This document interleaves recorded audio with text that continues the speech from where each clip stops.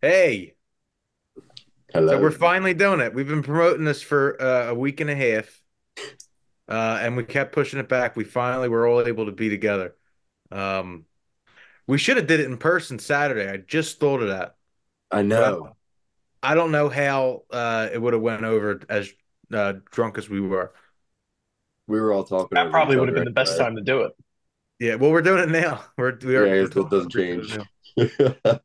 What are we doing? What are we doing? This. Look at that. Take a Who look at that gorgeous album cover. is It is that a guy? great album cover. I don't know who that guy is. I think he's an actor. He's like a famous actor over there. Okay. That would be Another. like, I guess, if we had like Christopher Moltisanti on our album cover. No, it's like Donnie Wall. He's like the Donnie Wahlberg of Manchester. Is he really? Oh, No, I okay. have no idea. All right. I would I believe have no it. clue. No clue who that guy is. All right, so before we start, Matt from Haha Charade, welcome again. I think this is number two. We might have Yep. to do every Arctic Monkey album, and then the further we get down, the more we're gonna fight because That means I would have to actually listen to Suck It and See. it's a great Yeah, album. it's not happening. It's a good album. I like that album too. All right, so let's at least let's talk about something we can all agree on, which All is right. the Arctic Monkeys' first album. I always fuck up the title. What's the title? Whatever people say I am, that's what I'm not. Yeah. So you know what? It's my least favorite Arctic Monkeys title. Oh, okay. No, not album. No, That's where I thought you were going. no, no. But title wise, I think it's a bit. It's a mouthful. It also sounds like something like an 18-year-old little rebellious kid would say. You know. Yeah. It's angsty. But Well, how but old were they when they wrote it? I think they were like 18. 18-year-old little rebellious kids. They were 18 when they did that? Wow. Well, he's only like 38 now. Yeah, I did look that up today. He's a young This is dude. a 2005 release. So it is almost its 20-year anniversary, Okay. surprisingly. It's insane. That really is Ain't that crazy. crazy? I didn't like it. I didn't know it when it came out though. I was how old was I? 12? I was 12. So I don't think We I was became we became Arctic Monkeys fans in between the Humbug and Suck It and See release. So about 2009, 2010 is Okay. when we really you started found fucking out with the about Arctic them. Monkeys like real heavy. I found them How in much? high school in the LimeWire days. Do you guys remember like Morpheus and LimeWire and Frostwire? Yeah, I would take chances on random songs I thought sounded cool. And When the Sun Goes Down by Arctic Monkeys was one of them. Because like I guess like it starts. I don't know if was this pre-algorithm. It couldn't have been because I was downloading the Kooks album and that was like popped up like you know in the catalog of what you could download. And I was like that sounds cool. Arctic Monkeys sounds cool. That's a good band Yeah. name. I'm oh, sure And it was great band Arctic name. Monkeys. it was a remedial version of the algorithm, you know what I mean? But Yeah. there had to be an algorithm because I remember I was real into U2 when I did LimeWire and they suggested Tonight the Streets Are Ours and I thought that was a cool sounding name by Richard Hawley and then I downloaded that. So there had to be an algorithm. It was like songs that sounded a little bit like U2. Yeah. And that Richard was Hawley, back Arctic when. Monkeys have a song together. They Great have a song, You connection. and I. Yeah, they have a song. Do they really? Yeah. Yeah, great Oh, song. And A it's motorcycle it's song. really cool. Yeah, it's a good song. okay. We're talking about the Yeah, we're first getting we're album. getting sidetracked. Matt, the way we do it, we go song by song. Oh, Okay. all right. One more thing. Do you have anything to plug for yourself or your awesome band, Haha Charade? Check out my band, Haha Charade, hahacharade.com, haha underscore charade, Instagram. Boom. Thank There you. it is. There it is. All right. All right. So, song number one, track number one, View from the Afternoon. Matt, you're our guest. You're gonna go first. It's a good song. I don't think it should be the album opener, but it does make sense because it kind of shows their musicality. Because it has that like one like reggae part where it's on the offbeat, and it kind of leads you into what the album's going to be with the quick hits and how they change, super punk rock, and then they switch it up on you. Not my favorite. Bottom five, probably. I have a list too. You have a list, right? Yeah. Let me So see What what do I you ranked. what do Out you of get it out of 10? 13, What do you give it out of 10? I didn't do the rating out of 10. I would probably put this at like a 4 or 5. Yeah. So I will say that the way I do the ratings, and maybe Matthew too, we had decimals. Oh my So God. yeah, so it's Yeah. actually pretty in depth. So I think You didn't tell me. If you I had told didn't. me decimals, I would have at least numbered them 1 through 10, Yeah. or given a rating 1 through 10. God, you got me all fucked up. So like, all right. So I'll go next. I wrote notes. I write notes in my. I got an office gig, and I just kind of don't do a lot sometimes. So when I'm taking my lunch, I Yeah, so show me how you guys do it. so view from the afternoon. I write a little bit of a note about it, and then I give it a rating 1 out of 10. Hmm. So I said, what a great intro. The lyrics for this are inspiring, especially for his age. The drums are insane. 8.9 out of 10. 8.9. Yeah. All right, so Because I will.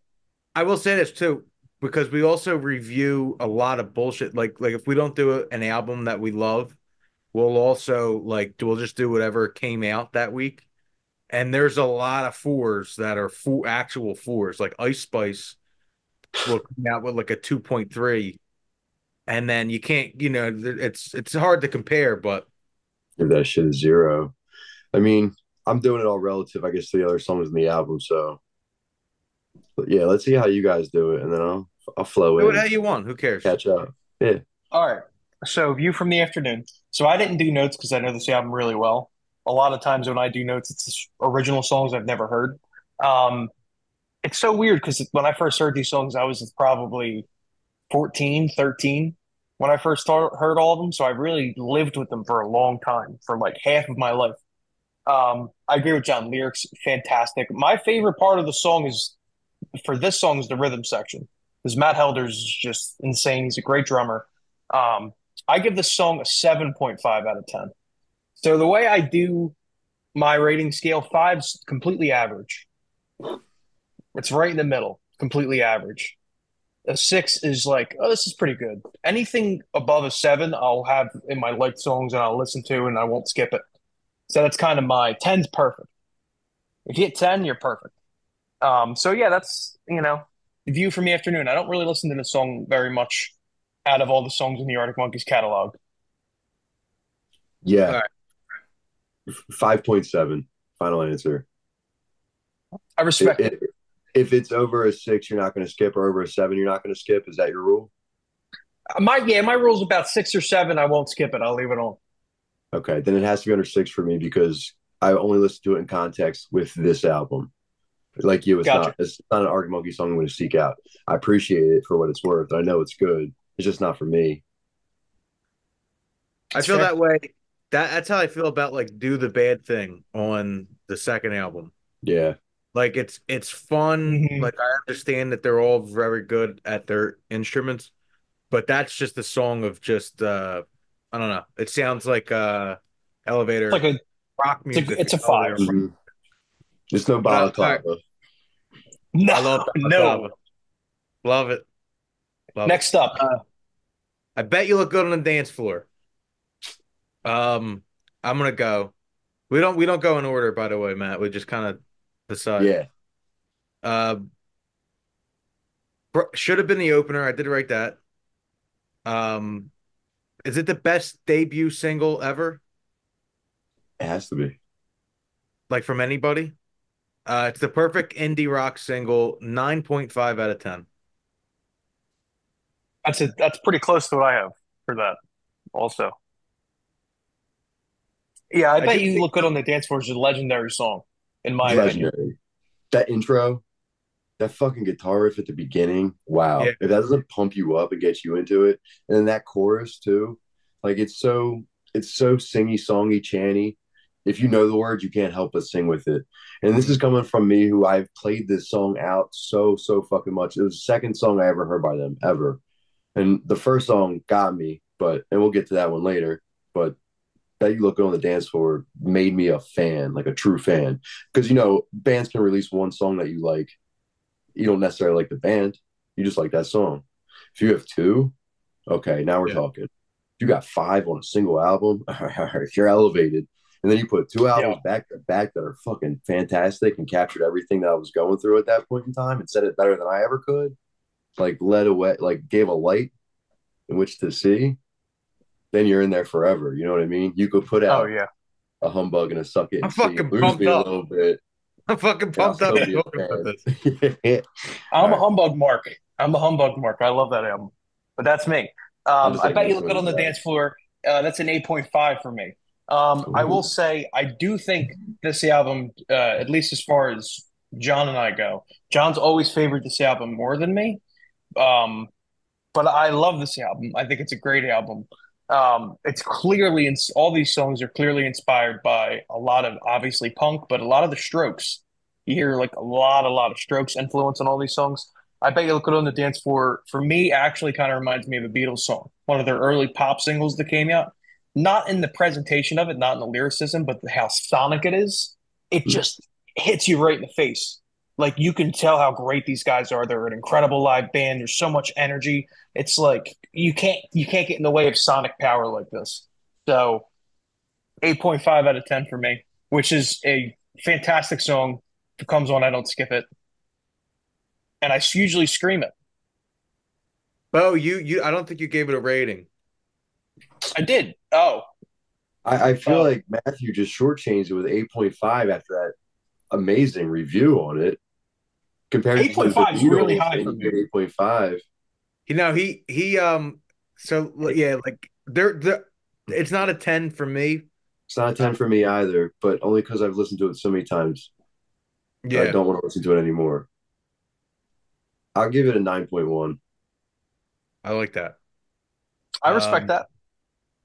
Fake Tales of I'm San gonna Francisco. I'm gonna start with Fake Tales of San Francisco. All right. Okay. Fake Tales of San Francisco is the first Arctic Monkeys song that hooked me out of any other songs. And when I heard this song, I fell in love. I was a sophomore in high school, and I remember being driven to school and hearing this song, and every single lyric, I'm like, all these fucking fake, fucking loser people that like fucking Fall Out Boy and all this dumb shit. That's what hit. I mean, I know he means something different, but that's what I felt at the time. And I'm like, I'm listening to all this fucking great music, and all you fucking idiots are listening to this bullshit. So I related to it 100% at the time. And I love this song. It's my probably might be my favorite like all around like song to just listen. I don't know if it's the best song on the album, but I just love listening to it. 9.7 out of 10. Nice. Definitely showed how good they are at writing bridges. I mean, Oh they're yeah. you'd be hard pressed to find a band that does bridges as well as them. And this song, I think, is one of their best of all time. Proof that love's not only blind but deaf. Oh, You know what I mean? And even oh when they, yeah.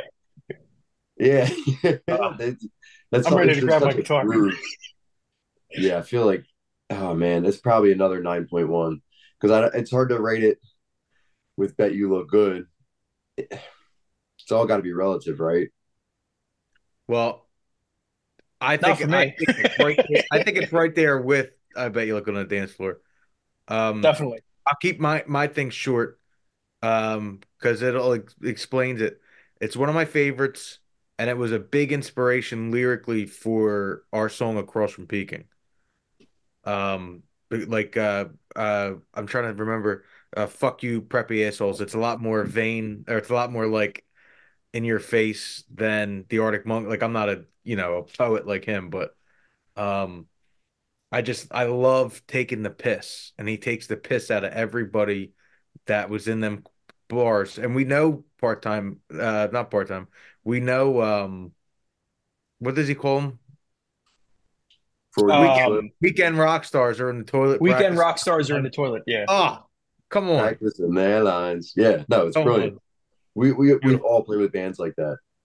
I there's a band in particular. I don't know if you played with them. I'll tell you all fair. All right. Oh, Um, and I think they broke up actually, so it ain't nobody that but they might be in different bands, and I don't want to ruin opportunities for either of us, but um they were fucking dickheads, and that song reminds me of them. So fuck them. I'll tell you who they are after. Yeah, It's a 9.6 out of 10. I gave I Bet You Look Good on the Dance Floor a 9.5. I just honestly think it's just ever so slightly better. that's by a fucking shoelace. Yeah, it's Am I really tough. cussing too much? Yeah, that song's great. No, No. we're like 700 followers away from being monetized, so it don't matter what we say. Okay, cool. Not trying to ruin anything for you. I feel like we're talking in the basement again Saturday night. Yeah, we It's have just how we fun. That's what talk. our podcast is. It's just fucking hanging out and We Love bullshit. it. got to do it. You We got guys to will do put me on for favorite worst nightmare when we do that album review. Oh, say that. yeah. Cool. Oh, I we think you got say to. we got to meet up for it. Yeah, we got to do that in person. Yeah. Again, because then we could take like 6 hours. Hmm. Um, all right, Dancing Shoes, next song. I'll go real quick. Um, Another great track. The guitar work is a blast to play. The drums are exquisite, and the lyrics again are perfect. Sexy Little Swine bumps it up to an 8. It's an 8.9 for me. And by the way, I love like it's one of the first songs I learned how to play on guitar by them. So I feel like it's unfair to judge their songs against everybody else's, like Arctic Monkeys versus The Field, because his lyrics are just so much funnier Yeah. and thoughtful and cheeky than everybody else. Like his layer, the way he pokes fun at people with sarcasm, where it's like, I want to punch this guy, but I can't because that was funny type Hmm. Yeah. behavior. Like he can get away with everything. Yeah. The lyrics are way better in the song. I do love the what do you know? You know nothing. Well, I'll still take you home. And then like, yeah, you sexy little swine. Hmm. You take what you can get at 3 a.m. I guess when you're 21, But yeah, don't love the song. Not one of my favorites. I Dancing know every shoes. word. I know every word. Don't love the song. How about that? There you go. You know, Dancing Shoes for me is one of my least listened to Arctic Monkey songs. Also, for me, it's always been an album track, but it's a good live track, and that's why they were so popular because all these songs are really great to get drunk to and hear live. All Yeah. of them. If you're drunk, all these songs are tens. Dancing Shoes for me has always been. It's always hovered between a 6.5 and a 7.5. Um, but if it came on today, I'd probably skip it. So I'm giving Dancing Shoes a 6.9. Um, I love the song. I like the drums. But there's a lot of other songs on this album that are basically the same song that are better. That's kind of Well, how I well feel said. about it. Well said. So that's the thing. Like Dancing Shoes starts for me like a four song I guess part of the album that I don't love. Like it comes in so strong, even though View from the Afternoon isn't my favorite, it does set the tone of the album. And then it's banger, banger, banger, and then a little bit of a lull, and then it just closes out. The last like 5 or 6 songs are just fucking amazing. So Oh yeah. in with the way the album plays, I love it all. It all makes sense. It all flows. You don't want to break from it. But yeah, 4.9. Five. We'll call it five flat. Let's see. Next up, you probably couldn't see for the lights, but I didn't write the song You name were down. staring right at me or something like that. Yeah, but you were staring right at me. What a mouthful. Definitely tongue in cheek to have a The song title's longer title be than a the full song. sentence. Yeah. Um, I've always liked this song very casually. This Yeah. is I've listened to the song all in all, but I've listened to the album all the way through, obviously. But individually, I think I maybe only played the song maybe twice. So it's an Arctic Monkey song. It's on their album. It's a good song. I'm gonna give it a 6. On its own, it kind of fades away the same way Dancing Shoes does a little bit for me. Like the next song on the album, Still Take You Home, and I feel like that song hits way harder than You Probably Couldn't See Over the Lights. Blah, blah, blah, blah, blah. There's a Yeah, reason why they never play the song live anymore, and you don't hear anybody talk about it. It's an early album cut. Good song. For me, it's always been like a 6, 6.5. I like it a little bit more than that, but not much more than that. Um, I just it's so hard for me to give it anything lower than a 7 on this album because every song lyrically is just out of this world. And like musically, they're all, dancing shoes and this and still take you home. They do kind of mesh. They all kind of blend in together. Um, Yeah, did I mess up? What do you know? You don't know nothing. Is that still take you home? Yeah, that that's still still take take you you Yeah, home. it'll home. still take you That's home. not even dancing shoes, which is like, yeah, that's to your point. They do kind of, this is Mm, the stretch of the album that kind of blends together. yeah. I will say, in It's a Dancing fun Shoes, listen. oh, the shit shock horror you seen your future bride is one of my favorite lyrics. Mm, yeah. Shit shock car. And the dancing shoes does have a great bass line. Get on your dancing shoes. Boom, boom, boom, boom, boom, boom, boom, boom, boom. Yeah. Well, and then when that second verse comes in and the drums are more rhythmic and Bum, that bum, bum, guitar, bum. bam, bam, bam, bam, bam, bam, Bam, bam, bam, bam. it just With the makes you bop, just want to bop, bop. fucking dance. Yeah. What's the Anyway, chorus of dancing shoes? the only reason that you You came came, Bum, bum, bum, what what you bum. you scared can't for. control. Uh, you Hope probably you couldn't always see do the me. same. You probably couldn't see me 7.5 out of 10. Moving on. Still take you home.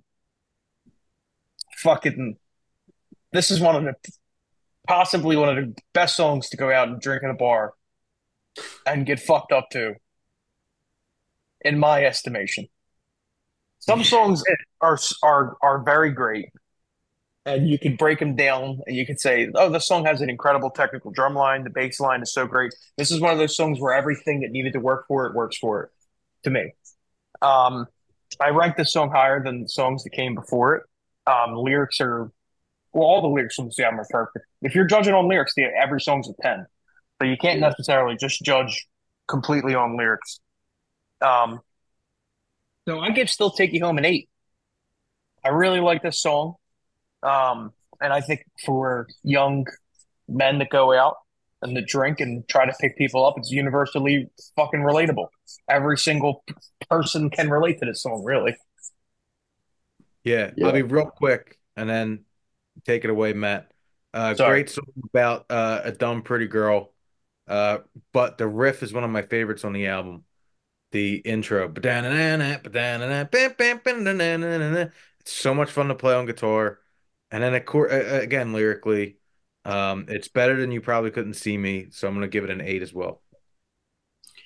I mean, I'm embarrassed. I clearly confused it with dancing shoes. So, I mean, I like both the songs. I just, like Matthew said earlier, I'm not seeking this stretch of the album out individually. I have to Yeah, listen to it in context of the album. And it's like it's ingrained in me. It's so I still know all the words when they come through, but yeah, it's far removed. These songs haven't aged as well as even songs on Favorite Worst Nightmare. I They're think to they me, these have. are very particular.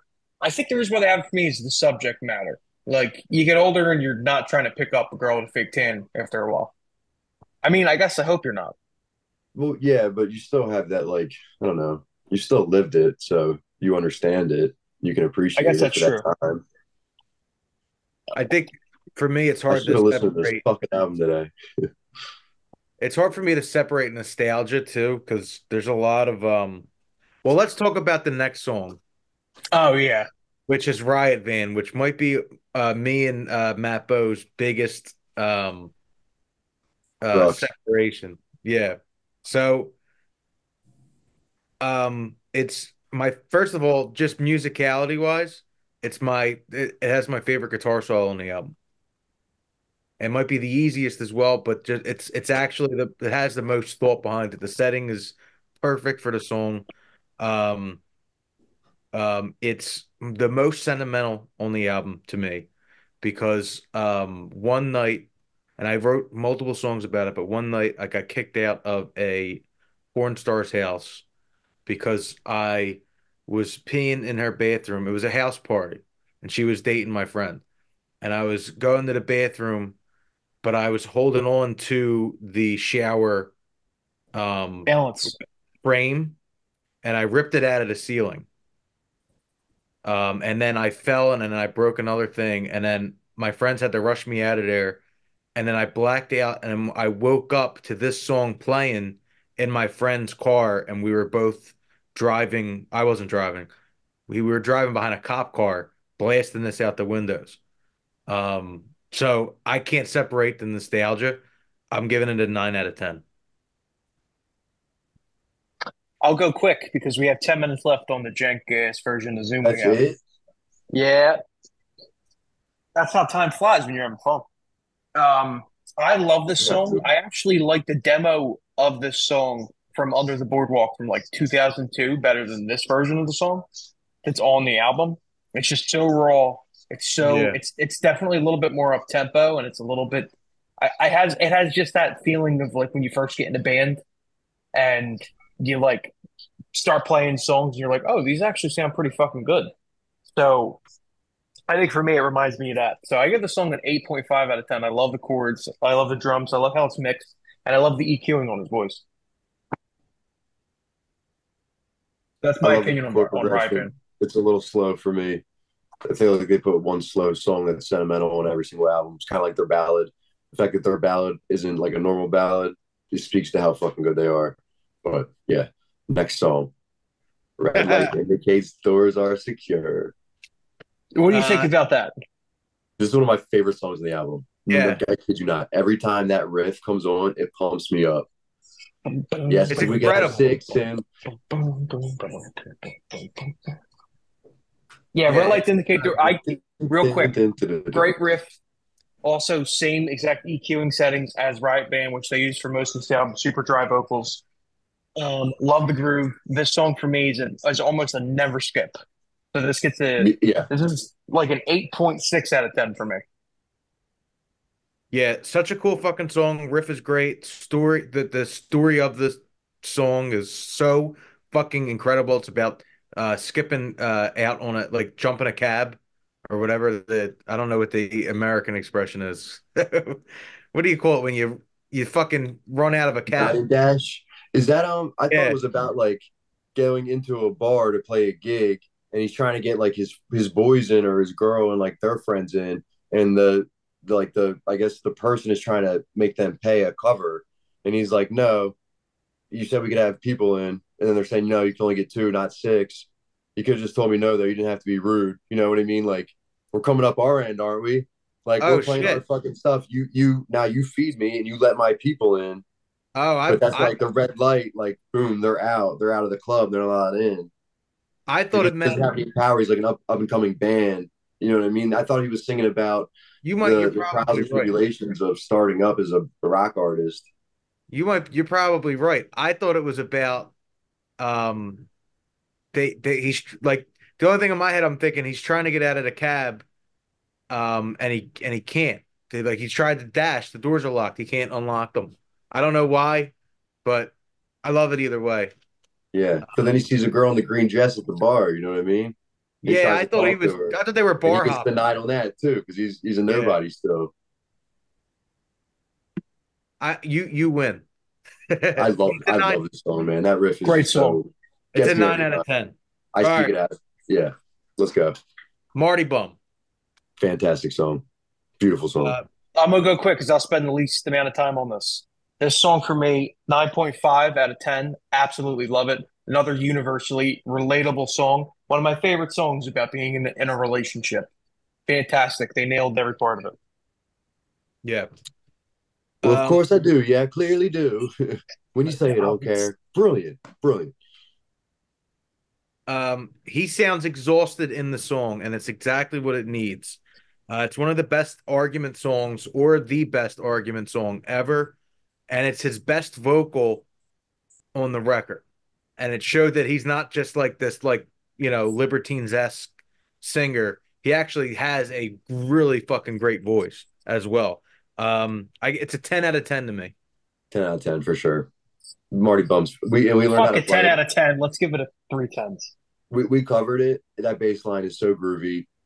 Like you said, it's universal. It really does hit like that pop music sound where It's Next time, standard. it just next grooves. time we're playing a show together, let's do that song together. I still play that bass line. It's just so fun. It We'll just take up. flows. We'll I be know the drum line. the There you the go. the Haha Brothers or something. All right, Uh, well, we got four left, and we got 4 minutes. All right. Minute So per we have song, fast round. perhaps Vampire is a bit strong, but It's a good song. I love the song. I'm glad that they have like one really long song on the album, and where it cuts out and it just waits, and you think the song's over, and he screams, "All you people are vampires!" Yeah, it's lit. With that crazy like gypsy jazzy guitar. It's cool.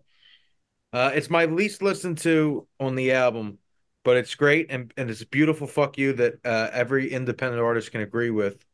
Um, uh, Fuck Drew Raisin. But and the ending is good, but not great. But I still love the feel of it. 8 out of 10. yeah, I give the song a 7 out of 10. It's my least listened to, but I don't know why it is because it's actually a really fucking great song. I think it's that the music outro at the end is like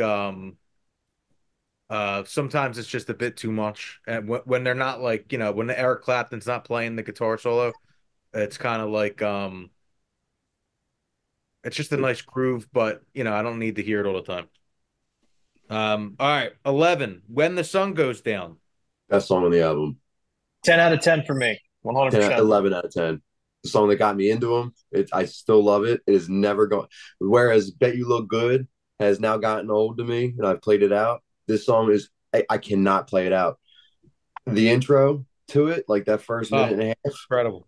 it had to grow on me because that as soon din, din, din, din, din, din, din, oh, that's fucking red light. Dun, dun, dun, dun, dun, dun, dun, dun, dun. Once that kicks in, man, oh my god, it just sets me off, become a different person.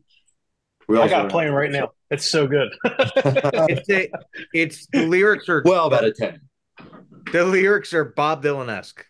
And then you add just a beautiful intro, beautiful outro, the thick guitars, how it just fucking turns into what it does. 10 out of 10. It's one of the also I will say of the 2000s or whatever in music, it's one of the best social commentaries put out on prostitution and the Oh, nightlife. oh my god, it's Roxanne Fantastic. Part Two. No one ever thought that Roxanne would be touchable again. Like, okay, somebody wrote the best song about a hooker ever, and then he comes and he's like, I could do one better. All right. 2 minute warning. Oh no. From the Ritz Rich to to the the Rumble. Last night 2 ounces and one of them were all right. The other two was scarier. How great is that? Like two bouncers getting kicked out of a bar. It's like this whole album is a coming of age tale for an indie Yeah. rock band Yep. in a blue collar town. Like Sheffield is very much like Philly, so it's so relatable. It's just so Me. relatable. Yeah, Getting the kicked out album of a just bar. Nine Things out that of happen 10 on for the me. This song. weekend when the haze clears. How deep is too deep? Brilliant. Not 9.7 out of 10.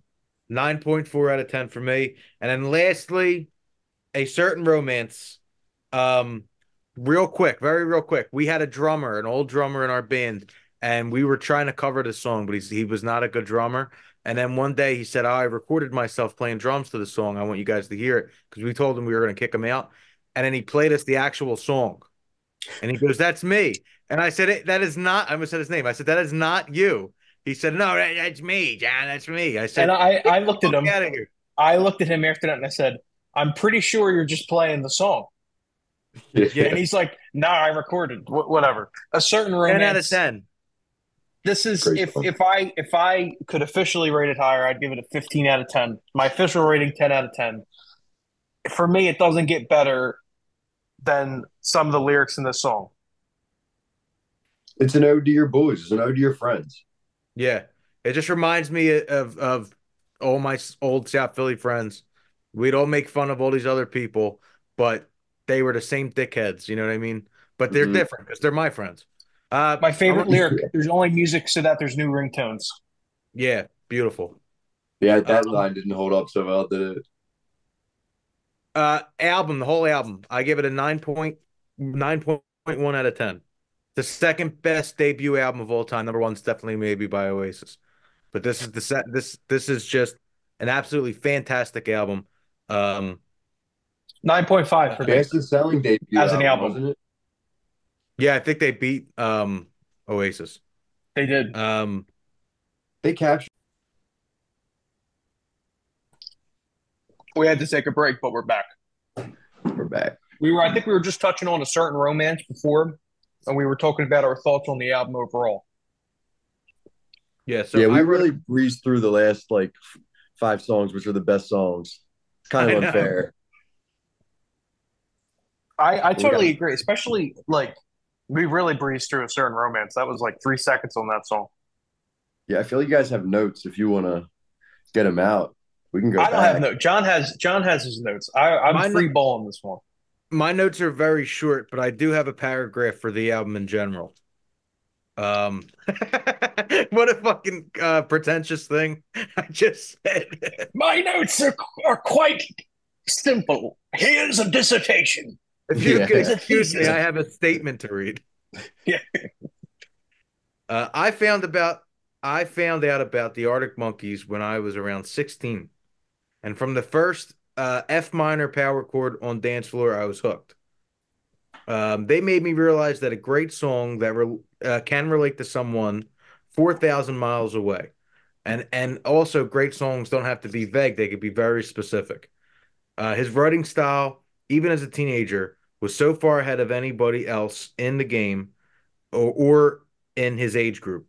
They also have the best drummer in rock music and one of the most relatable. This is one of the most relatable albums to me. I basically lived it when I was a kid. Um, it's the second best debut album ever. That's my 9.1 out of 10 for the whole album. I think the only reason why I wouldn't give this album a 10, like a perfect score, is because there are like 3 or 4 songs on that I just like never listened to. Yeah. Like I just kind of don't like I don't really go in and even I like perhaps Vampires a bit strong, but I don't really listen to it all that much, especially like in Arctic Monkeys' later albums, which, as we're saying earlier, we might cover. We will. You know, there's so much to pick from. Like if I want to listen to a fast song, I'm like, I think I want to put on Brian Storm. You know what I mean? Mhm. So I'm like, I don't know. So that's why I think for me, I'd give the album a 9. But I think songs like A Certain Romance, like Marty Bum, From the Ritz to the Rubble, such a great song. Fake Tales. Uh, I Bet You Look Good on the Dance. These are all time classic songs that are on this album that Matt, no one else has. what's your favorite album? I know that's a loaded question. What's your favorite album? What's the Or first album that pops in your head when I say that? or what album have you listened to the most in Arctic your life? Monkeys or of all time? Both. Arctic Monkeys is probably favorite worst nightmare. I had that record on repeat in college, but this one is right up there with it. I'd have to say this is a 9 out of 10. Only because, like Matthew said, there are a few songs I don't listen to. But as far as like being able to put a record on in totality, this album has never bored me.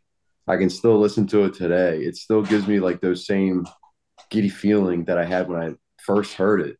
I it he's able to make the word jump off the page in such a artistic way. I mean, he deserves all the glory he got because I love this album. I love Favorite Worst Nightmare, and I love AM. I know you guys aren't as big on AM, but I started writing music differently We're after huge. that album.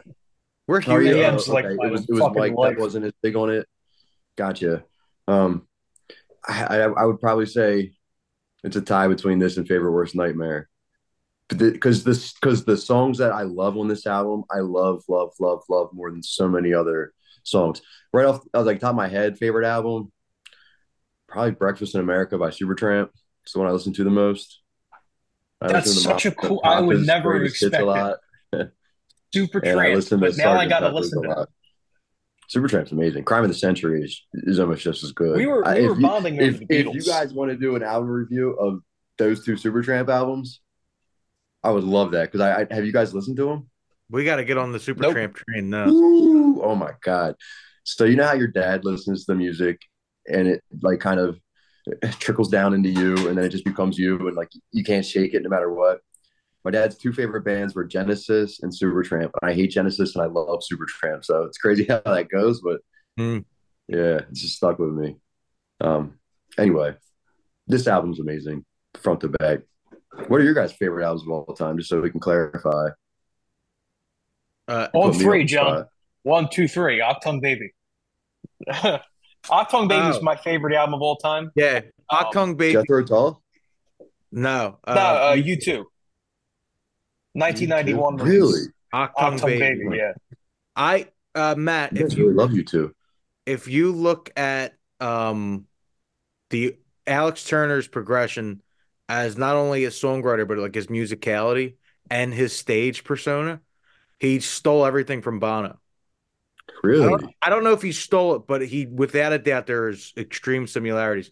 You two started out like in 1980 just punk rock and like they were very religious. They weren't trying to, you know, they weren't singing about like getting girls, but the musicality was extremely fast-paced. Um Larry Mullen Jr.'s an incredible fucking drummer and never was out of time live, and you could barely hear him like sometimes. Anyway, and He's like then Ringo. He doesn't get enough credit. Ringo's amazing. 87, 84 when they did when they did they got started to get really like out there. War, It's right? kind of like Arctic Monkeys Humbug. And War then and Unforgettable Fire was the turn for them. War's yeah, the album I like because New Year's Day and Sunday Bloody Sunday. yeah. Uh-oh. What just happened? I Your think you face froze, but your audio's froze. good. What the heck? This thing's like bugging out on me. Can You you guys hear there? us? Yeah, I can hear I you. can hear you fine. You're making you paused on a very like serious face. Very serious. Like that. Mappo, very serious, man. There we go. There you are. You're back. You're Cut back. that out. Cut that out. Other album, other favorite album, just real quick off the top of my head. Everything You've Come to Expect. Oh, Last Shadow yeah. Puppets. Alex Turner's side band. Never got into them, actually. I didn't like it as much. Oh, they're right down your alley, So, well, or up your alley, I yeah, would I say. did give it a go. To your point about like the trajectory of U2, I'm not a U2 fan. I gotta say that. I hope that doesn't offend you guys. I like two songs by them, but and you guys probably will hate Supertramp, so it is what it is. We have different tastes. I mean, I It's like cool that we Goodbye can come Stranger. together on certain things. So yeah, Goodbye Stranger, great song. That's on Breakfast in America. Anyway, there was a Rolling Stone feature piece written on Bono where they made him out to be like this bad guy, this like, you know what I mean, this Mr. Cool who doesn't give a shit about anything. He's just a rock star, like ruining hotels, throwing TVs out windows type dude, which he wasn't at all, not even close. To your point, like they grow up good kids, and that's when he started wearing sunglasses. He was like, if this is how the world's going to see me, then fuck it, I'm going to lean into it and I'm going to be this. And that like created the persona of Bono, and kind of like I'm sure he got a bad rap out of that, but then he did some charity stuff later in life, brought it back to the fold. Alex Turner, when you're saying he like they weren't U2 wasn't singing about getting girls, the the reason that the first two albums of Arctic Monkeys are so deep is because he was singing about trying to get girls, not necessarily Yeah. getting them, but trying and probably failing more often than not, which is something that's relatable to every dude. You know what I mean? Um, The you're AM gonna is get when he you're gonna finally see some got them. rejection, huh? I said AM was when he finally got them. Exactly. Okay, so that's where I was going with this. So he started dating that model like between albums 3 and 4, and he just thought he was too cool for himself, and he lost that like uh, salt of the earth feel to him. You know what I mean? Where he was in touch with the everyday man. Like he started buying into his own ego, which is never good for a rock star. She broke his heart. He comes back with AM, which front to back is almost a perfect album. I mean, if you listen to that album and just like listen, eyes closed, headphones on, you will hear something new every single time you listen to a song. And the songs are almost like played like rap loops in the fact that they don't really change chords. They'll keep those same 4 chords rolling throughout the entire song, which is very unlike anything the first two albums were doing. I mean, they jump, they jump, they jump. And that's why you love them. And then they subverted all expectations that they created for themselves with that album. And it's like you can tell there's a lot of money behind it because every little nook and cranny has some type of something there for your ears to listen It's a true earworm. It doesn't get enough. I mean, it definitely does get enough credit if you look on their Spotify. Four out of like the top five songs are from that album, and it's for a Yeah. reason. I mean, it doesn't For probably me, hit us the same way because of that nostalgia factor that you were saying with Riot Band. I have that for this whole album. Yeah. Same with Favorite Worst Nightmare. Mhm. for me with I agree. AM, at least, compared to whatever people say, that's what I'm not. I like AM way more. But I was younger when I heard the Fat First Arctic Monkeys album. Like I may have not even been in high school when I heard that. So like I couldn't relate to it from a standpoint of I wasn't even able to go into a bar. By the time AM came out and I'm Oh, neither listening to was I. that and Definitely. processing that, for me, AM just changed everything. Like that's the only thing I listened to for like a whole year. Yeah, So for me, like AM, if I'm going song for song, AM's going to win. And it's going to beat probably, it might beat all their albums if I'm reviewing it critically.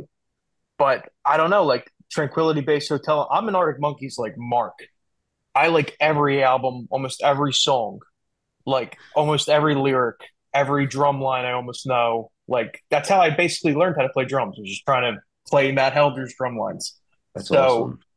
so like for me, really all their albums I love, but AM's probably my second favorite out of their album. But Tranquility Base is actually number one for me, just because I dig a good concept album. What? Yeah, I'm sorry if that offended you, Uh, but uh, that's my favorite album from oh, them. straight talking to you guys.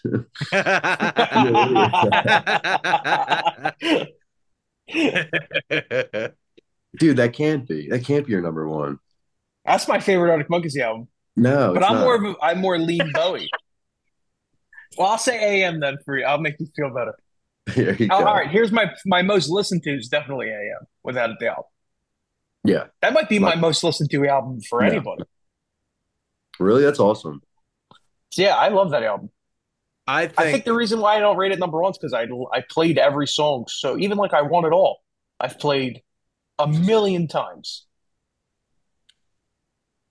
that's probably the worst song on the album, by the way. I Want It All.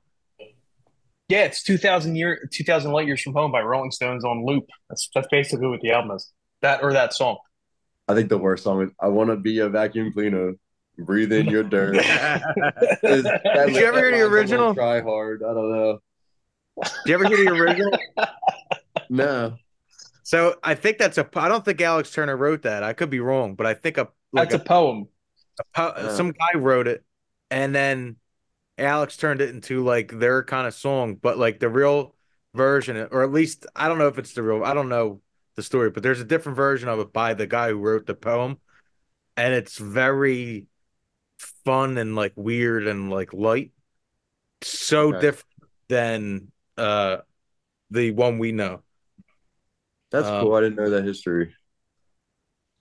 Yeah, he did like a because I almost think his persona sometimes would just crack me up because it's like so ridiculous sometimes when he's on stage and like the voice, like who talked like he would be like a, you know what I mean? Like almost fictitious, like, but That it's rock and fantastic. roll, huh? Yeah. And he had the Yeah. pompadour, like he had so much going on. I love the style. I love the vibe. It's just stop crooning. Come on back. I Put out a wanna punk be album for your vacuum cleaner. us. He is the I man. What I a guy. I think we can all agree that their newest album, The Car, is the worst one. Yeah. I agree, Nah. 100. I agree. I think it's their worst album too. Hotel. I disagree. Suck it and see in hotel. Dude, Suck It and See's actually like a The really car's nice, bad too, though. you Dude, know what listen the to Suck It and See all the way through and listen to the car all the way through. I guarantee you Suck It and See is going to win out. Compared to You the know what? car, It's probably been since it came out that I've given it a go, so I should give it another listen. you I know what mean, it's my just thing is? sunshine rock and roll. That's all it is. I think I like slowed down with them. Yeah, Like at that point in time, yeah. yeah, like I lost like all my piss and vinegar. It's mostly just piss now. Like so it's kind of nice to hear like Body Paint and it's a little slower. It still has those guitars, still has beautiful lyrics and like cinematic. It's cinematic storytelling. But it's a little slower. It's a little bit more gentle on my body. So Um, let me real quick before we wrap up our general discussion. I think the reason why the Arctic Monkeys are one of my favorite artists, groups, bands, whatever, is because whether, as you could, anyone listening can hear, we disagree about each of their albums and what our favorites are and blah, blah, blah. But all their albums are different. And if you listen to their first album and their last album, you can tell they're the same band, but they've changed. And I think that's why I love them so much, is because my favorite musicians, they try new stuff. Whether I like it or not, I can respect all the directions they took. And like I appreciate that. I think that's my favorite part because I can always go back and listen to old music I like. Hmm. But I won't when I hear something new, I want it to be different. Yeah, they did grow. They changed. And it's a damned if you do, damned if you don't type scenario. Because if they kept putting out the same stuff that they've been putting out, then people would say, "Oh, they've never changed. They're a one trick pony." And then if they do grow and they put out new stuff, hey, they might swing and miss, but every now and again you might get a song that you really love, kind of like Rolling Stones and "Miss You" when they try to foray into disco a little bit. That song's a banger. I'm sure the rest of the album is Yeah. trash, but hey, got a good song out of it. is that on So Some Girls? I have no idea. I'm not a Stones fan, really. I think I'm that's a, I'm on a that. Beatles guy through and through, baby. Well, when I you said agree. favorite We could do album, beat. We could review Sergeant Pepper's. I'd like to do Oh my that one. God. when you said favorite album, Tongue Baby is my favorite album by you two. But I mean, like by like a cunt hair. Number two is number two is Abbey Road. Like it's Abbey so Road is close. beautiful, beautiful It's album. just like it's Love the medley. it's like a cloud wrote it. Like you don't even know how to explain. It's like what a cloud dreams, and that's what Abbey Road is. Yeah. That's a really good way to put it, actually. Well, Matt, from another Matt to you, thank you for joining us tonight Thanks for in having me on, reviewing man. some of our favorite music ever. Whatever people say, that's what I'm not. What was our final grades? I gave it a 9 out of 10. 9.1. Nine something. It's a fantastic album. I just want to Great say album. thanks for having me on, man. I love you guys. You guys crack me up. You're hilarious. I haven't had a belly laugh the way that you guys made me laugh like on Saturday night in a long time. I love your guys' music. I respect your guys' musical opinion because I hear what you write and it's awesome. So let's do some more albums, man. I 100%. like 100%. it. Let's form a super group. Okay. Let's do what Alex and Miles Kane did, and we'll be like uh the I don't know. We'll be the We'll Quack Brothers. I don't know. and we got to there's a super group that just We'll does put some Beatles. thought into it. There's a super group that just does Beatles covers. It's um The Rock Orchestra. No, they do like covers of every single big album. They're fantastic. I know it's you're talking about like the Yellow Dub Marine, who's like a reggae Beatles cover band. Yeah. There's a lot no, of these them. are like this is like Matthew Bellamy from Muse, Oh, what? Miles Kane. Um, they do a couple like different '60s covers, but they did like six Beatles songs. I had no idea about this. Me Yeah, neither. they're awesome. Um, but that's what we'll do. We'll do like four Arctic Monkey songs. We'll put an EP out. We're Um, writing our own music, man. yeah, I don't think we'd be able Definitely. to. I don't think we'd be able to resist it. Yeah, no, First the album, impossible. Piss and Vinegar. Yeah, We'll get your boy Frank on the sax. on the sax, drank Bring the tail. sax back. Taylor, blow that horn. Yeah, Well, Matt, he was. We were struggling with him on Saturday. Oh my god, man, boy is hilarious. We were having. I was having a rough time. The first thing he did was he took his sweater. He had three sweaters on in the club. And what? yeah, he dressed like it was 6 degrees out. And he goes, I'm cooking in here. He takes his hoodie off, he throws it on the bar, and then he goes into the bathroom for 10 minutes. And I'm sitting there, I'm like, are you fucking kidding me? So then now I was like, now I'm sitting next to his stupid hoodie that he threw across the bar. You can So sit in the hoodie, yeah. I had to take, now I'm holding the hoodie because I can't, they think it's my hoodie and it looks sloppy. And he came back. I said, take your fucking hoodie. What are you doing? Is that why it was on his shoulder when I came in? Yeah, because he was sweating to death. Well, Dude, you sitting Frank there, lives from the Appalachian Mountains. He's a son of a bitch. hell of a guy. Yeah. Hell of a guy. He'll also give you the sweater off his back, though. Clearly, he started pulling out some of those songs. I forgot what he was singing, but I was like, "Damn, you got a good voice." Completely Yeah. unexpected. He's a mummer. Voice of an angel. Yeah. Speaking Frank of the Taylor. birds, Wait. Frank Taylor, voice of an angel. Frank, if you're watching this, kudos. I guarantee you he's not. He's probably watching. You know what he likes to do?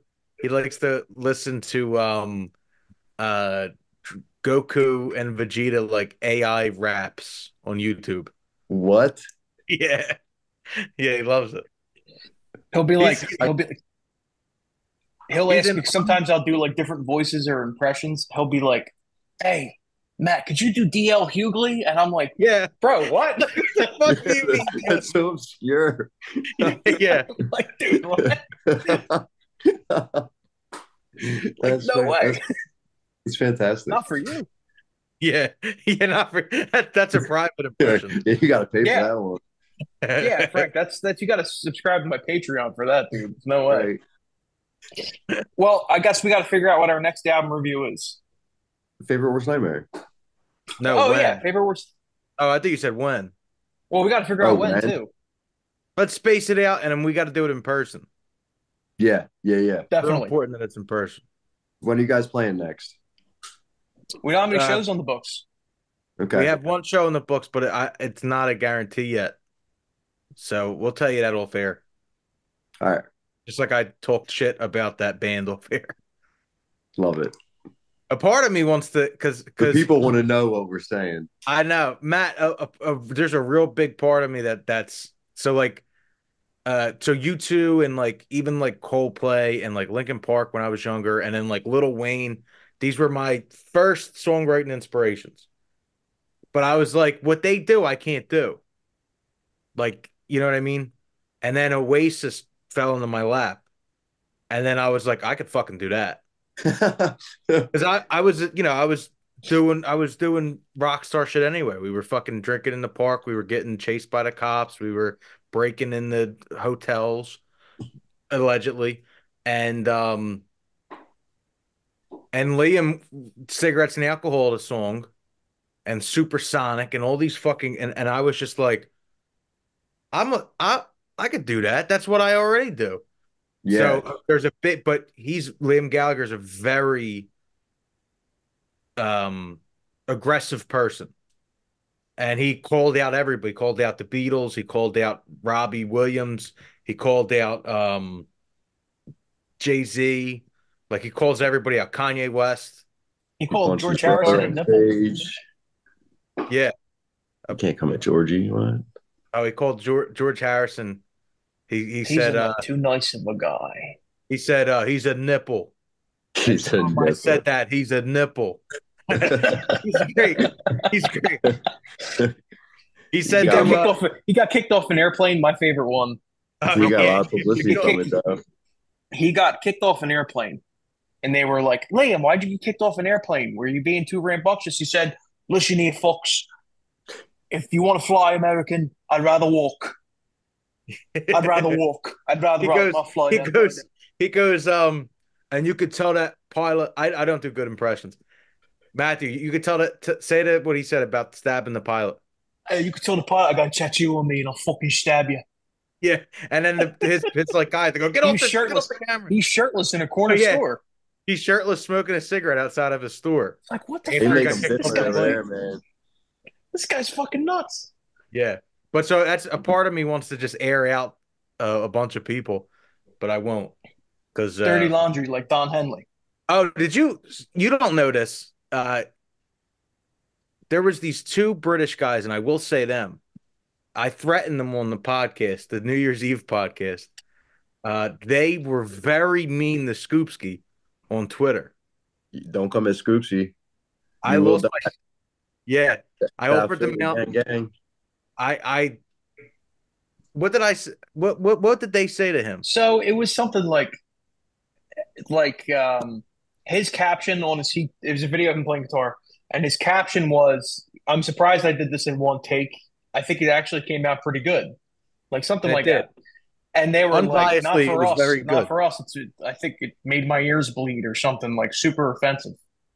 So Scoopski screenshotted it, put it on Twitter, and we saw it and we're like, is this? I thought it was fake. I was like, this is an engagement tweet. There's no way. Who would come at Scoopski? Like, But then we found out who That's they were.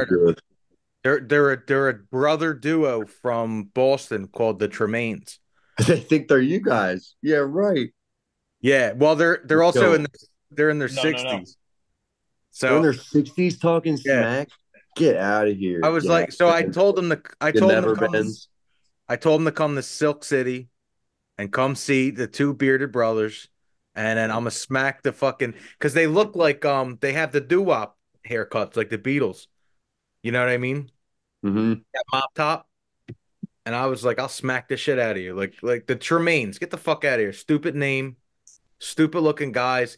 And they were like, what their Spotify bio is like, we've written songs that have lasted generations. Yeah, I they're swear to not God. wrong. Yeah. Yo, Matt, before we go, what were the Supertramp albums? Crime of the Century and Breakfast in America. Crime of the Century and Breakfast in America. Yes, I gotta check front them to out. back, front to back, fantastic. Everything you said about us, we think about you too. We love you. We love Thanks, haha. man.